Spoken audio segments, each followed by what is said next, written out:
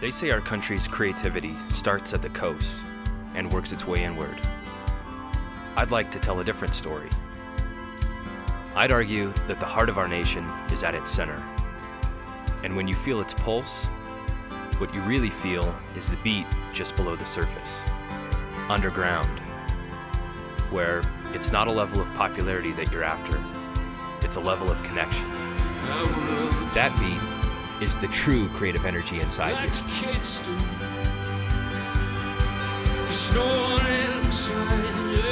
It's not enough to contain it. You have to let it out. You have to share it.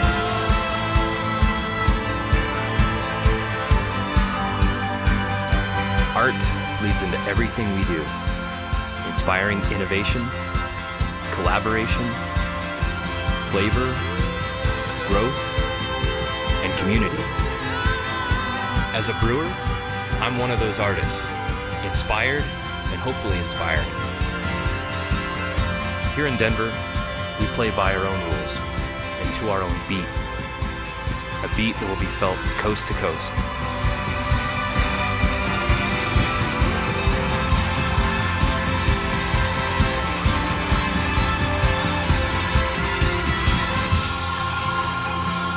These are the musicians at the heart of our scene.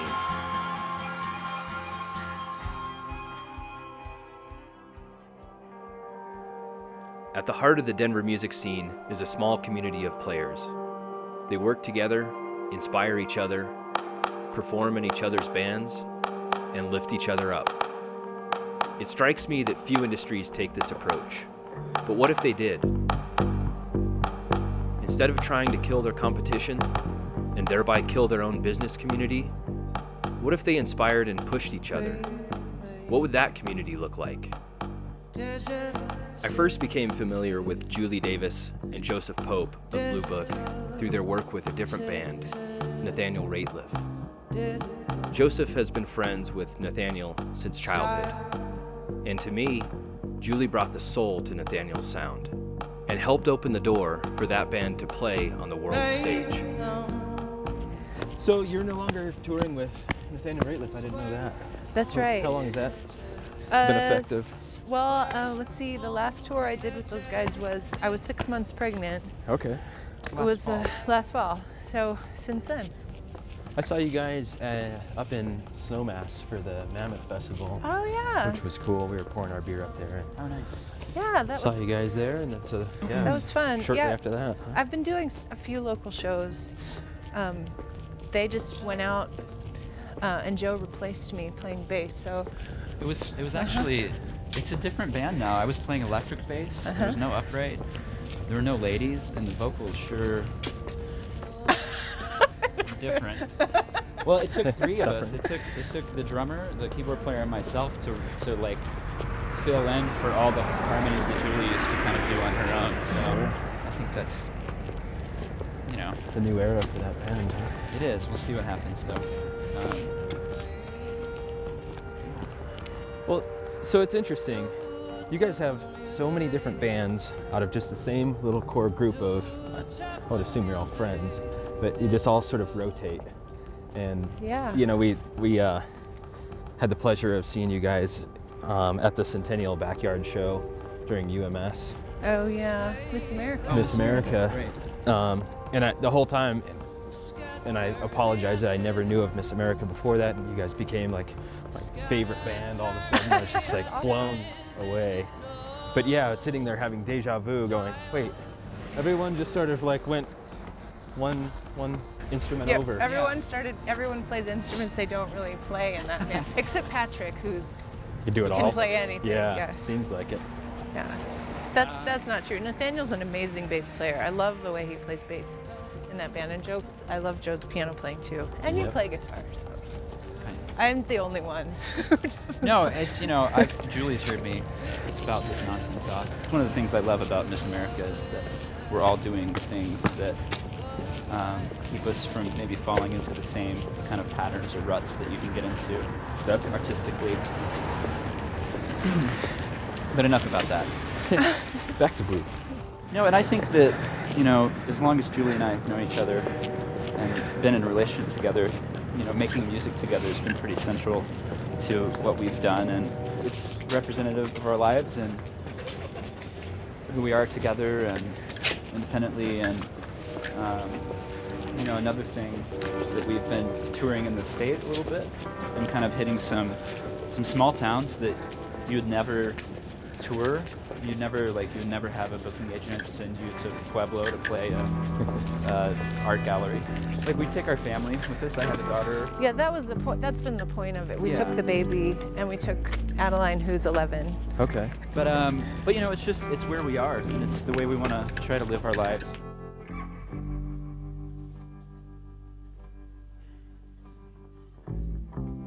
You're out of the woods, you're out of the dark, you're out of the night. Step into the sun, step into the light. Keep straight ahead for the most glorious place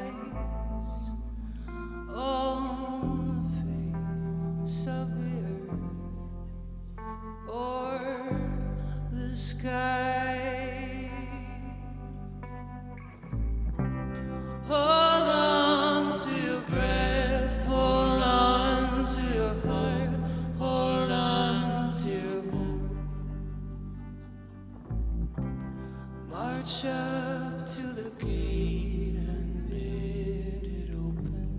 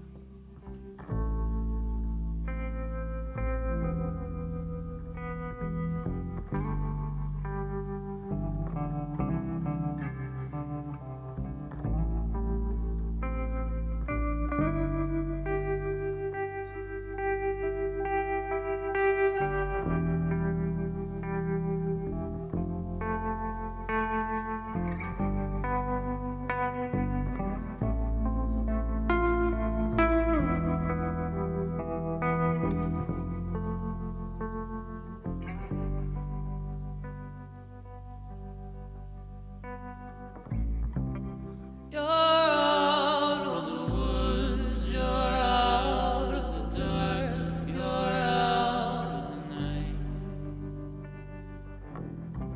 Step into the sun, step into the light.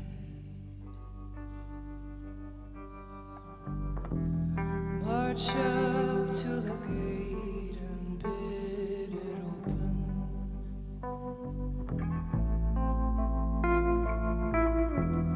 March up to the gate and bid it open. Open.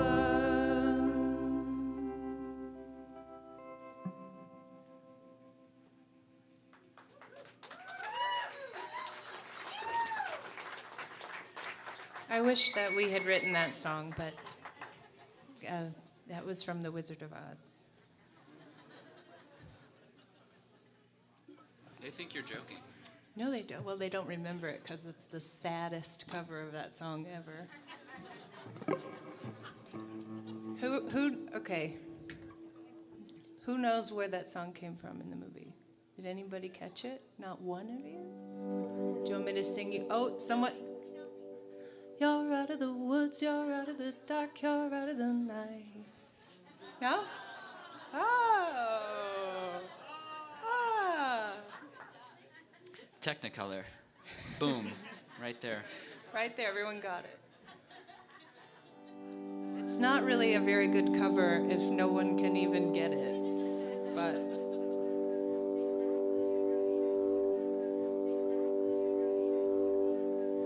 Julie, you mentioned that you had recorded some stuff in a Wyoming hotel room a Yeah. couple weeks back. I would not call it a hotel, but I mean, it was. How many stars would Priceline give it? I don't think it would be on. I don't think it was even on Priceline. Yeah, no, this motel was so perfect. It was like perfectly. And what part of Wyoming are we talking here? It was a little town called Centennial. But yeah, I did 3 songs, and my recording studio, if you could call it that, is pretty portable. And I bought it with the hopes of doing more recording kind of on site around, and I haven't done that yet. So I decided, why not? I have a 9-month-old baby. I can easily go to Wyoming. So what's your hope with the recording? Are you looking to Trying hopefully to get a major label deal and just fast track our way to world domination. Well, I'm glad I met you when I did. Yeah, we feel like we Bring you really along for appeal that. to a young audience. Yeah, the kids really love They love Opium and Lounge. music you want to slit your wrists to. It's so windy. Yeah, it was so windy. And actually the wind died down quite a lot at night, so that was lucky because I decided to do the recordings live, like I didn't track anything. So it's just bass and vocals right now, and Joe's gonna add his parts. I only have 2 channels on my two preamps, so that's as live as I can get at this point. And so we're just hoping to get some guitar in there, and Bluebook's very simple right now, so it makes the recordings possibly easier. This is a brand new song. I'm call this our honky tonk song, but I don't think it's really honky tonk. But Opium Den honky tonk? You called it disco honky tonk. Disco honky which tonk. really doesn't make sense. I get confused. Genres.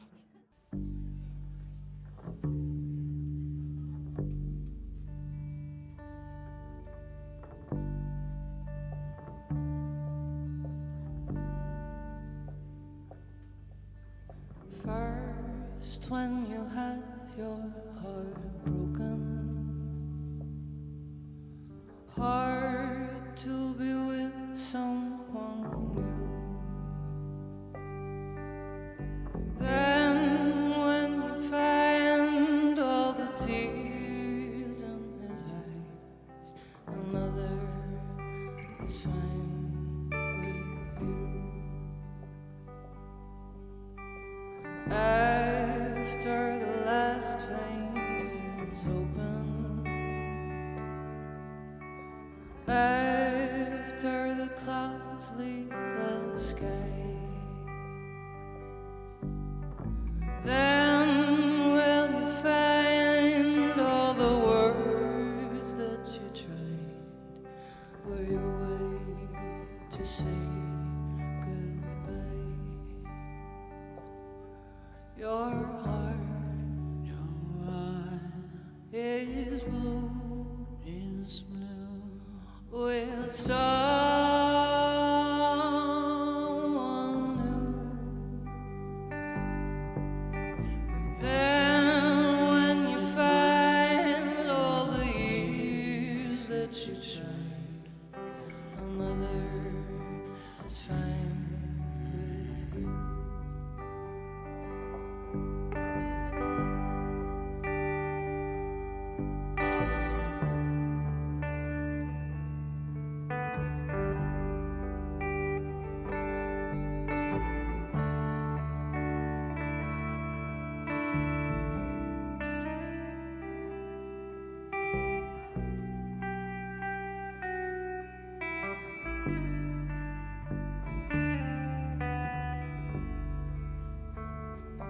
Your heart is blue, with someone new. Then when you find all the years that you tried, another is fine with you.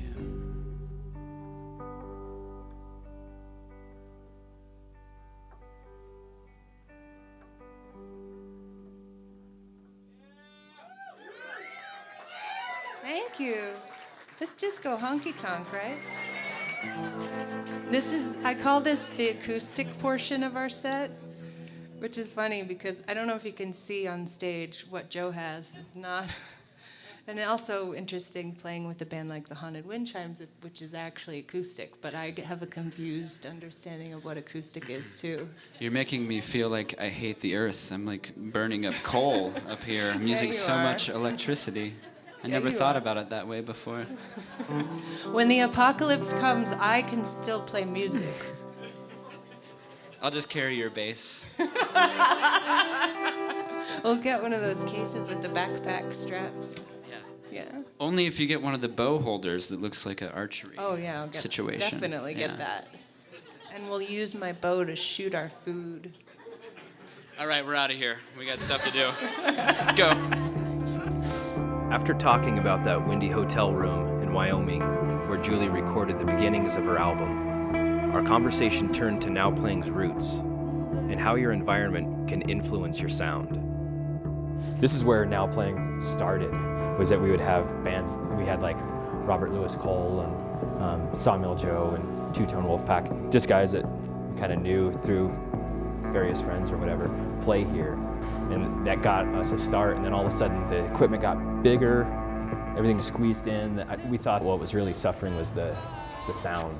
Now that we've teamed up with Evergroove Studio, and they're great. Oh, we're doing a show with them in December. Oh, really? Yeah, what a coincidence. Now that we've left, forgot how great it was just visually and everything to have bands here. Yeah. Now that we have Evergroove on our side, we're talking about moving it back in. It's cool. And doing like small stage, keeping things tight. And it's bands totally to do kinda, different too, and like capture, like we were talking just about, like what we've been talking about. And it's so organic, and like you were saying, it's about like Colorado, you know. Was that a goal cool. of yours to include music For in sure. that way? Yeah. Kind of always tied together. Yeah. For me and my brother, it drives pretty much everything we do. We're really hack musicians, but inspired by music our whole lives and have to be surrounded by it, have to have music always playing. There's another Emily Dickinson song.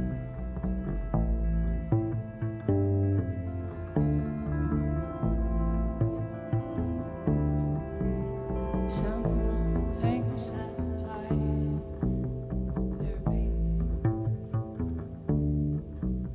birds are so bumblebee. Of these, no pity.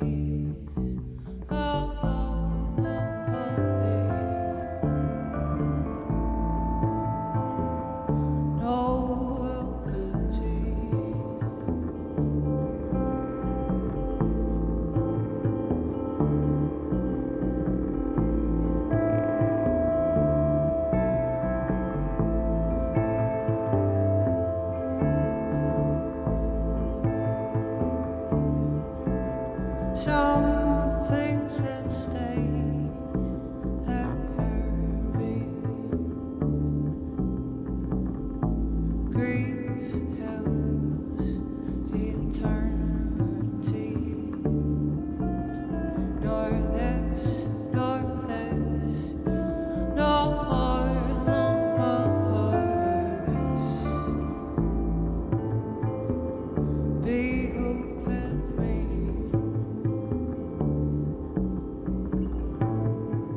There are resting right, and I expound the sky. How still, how still,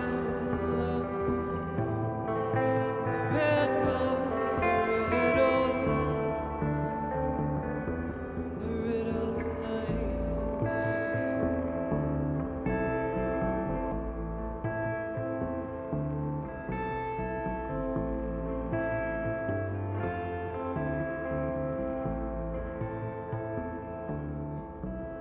some things that fly, there be birds, our boom, boom, boom, boom, boom, boom, bee.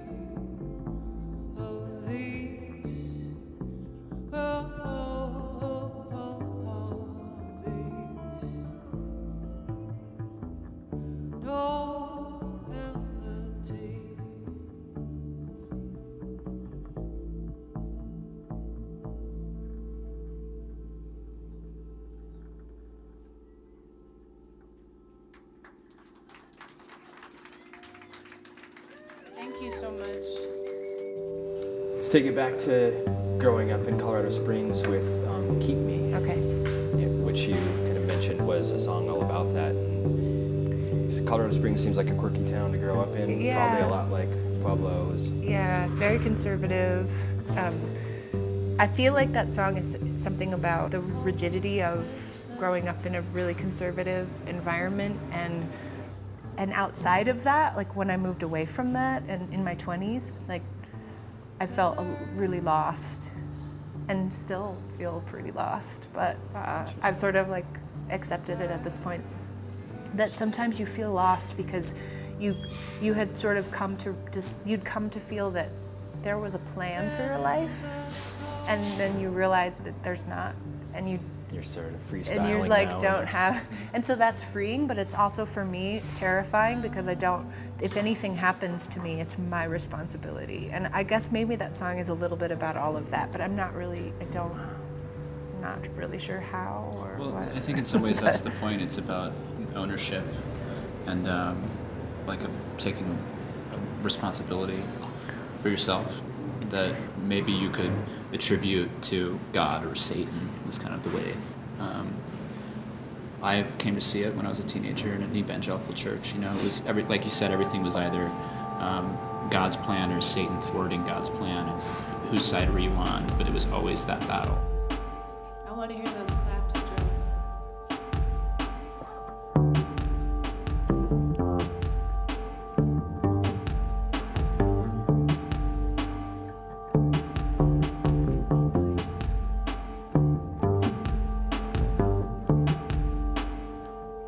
Would you keep me up on the line, up against the miller's fence, and tell me where to climb and collect me? Every time, stand beside the marvelous and watch me online.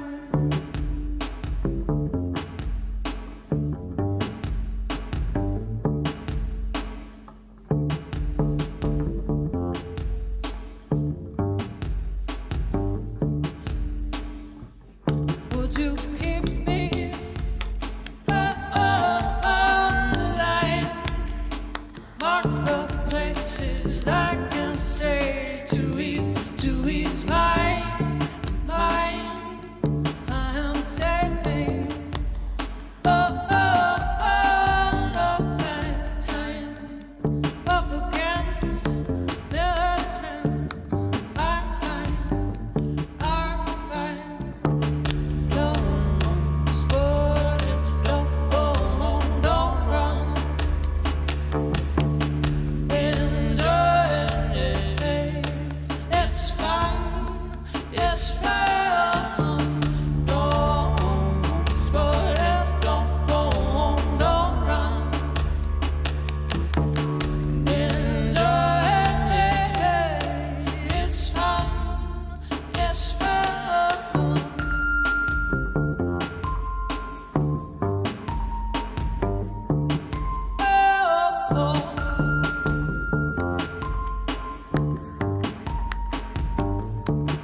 Praise the Lord, praise the Lord, oh, praise the Lord, oh, praise the Lord, praise the Lord, oh, praise Him, praise Him.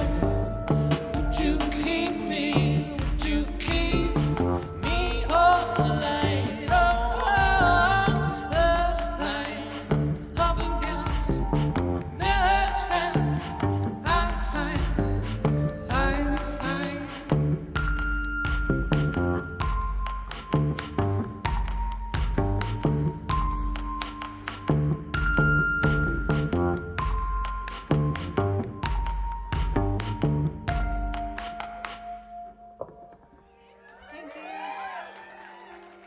Getting to know Julie and Joseph has been an intimate and inspiring experience.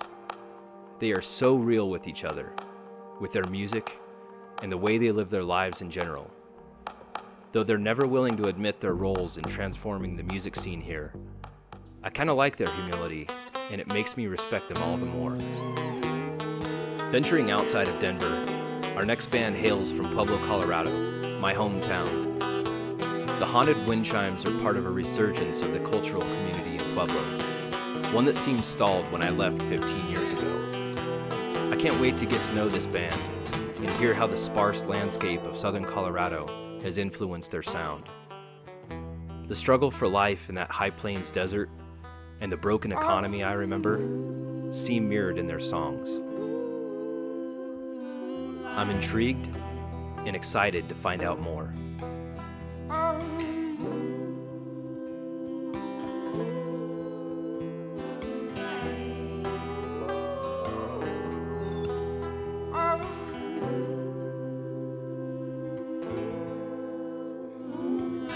After FM.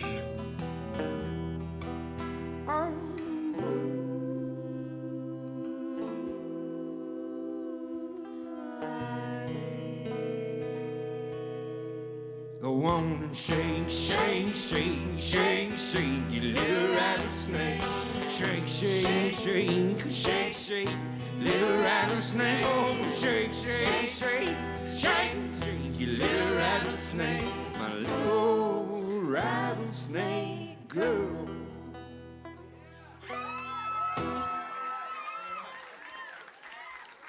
All right. My guitar that I play is from my dad. That's a torch that's being passed. The idea of a folklore center is that it's not just a store to sell you an instrument. We have lots of books and lots of CDs that give you some background into what this music is all about, and we really like that. And our teachers offer a wide variety of lessons. Denver Folklore Center. Community connection, an acoustic music shop.